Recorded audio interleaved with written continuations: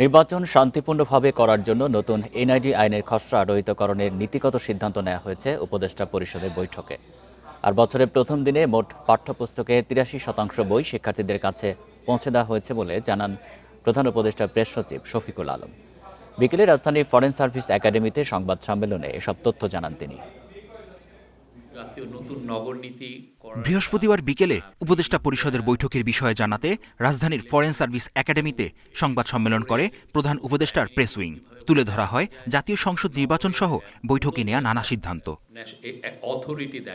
অন্তর্বর্তীকালীন সরকারের national data authority করার কথা থাকলেও নির্বাচন সুষ্ঠু করতে নতুন এনআইডি আইনের খসড়া রহিতকরণের নীতিগত সিদ্ধান্ত নিয়েছে উপদেষ্টা পরিষদ।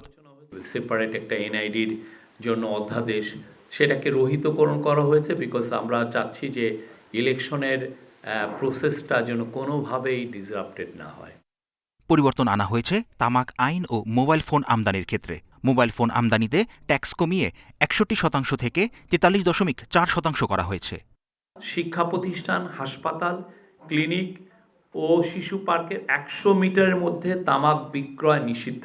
আর মোবাইল ফোনের ক্ষেত্রে আগে ট্যাক্স ইনসিডেন্স ছিল ইম্পোর্টের ক্ষেত্রে 61.80, এখন ইম্পোর্টের ক্ষেত্রে এটা কমে আসবে 43.43%।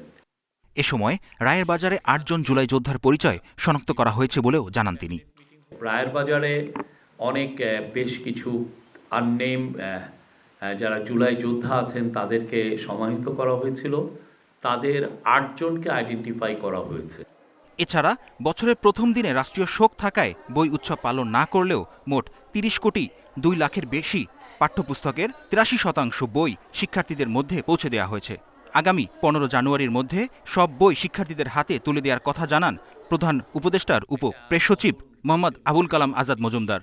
৩০,২,০৫,১০৪টি পাঠ্যপুস্তকের মধ্যে ২৪,৫৯,৯২,১১১টি বই শিক্ষার্থীদের হাতে পৌঁছে গেছে। পাশাপাশি হজ ব্যবস্থাপনা ও জাতীয় নগরনীতি প্রস্তাবনা নেওয়া হয়েছে বলেও জানানো হয় সংবাদ সম্মেলনে। ক্ষমতা সরকারকে প্রদান। মেহেদী হাসান, ইন্ডিপেন্ডেন্ট নিউজ, ঢাকা।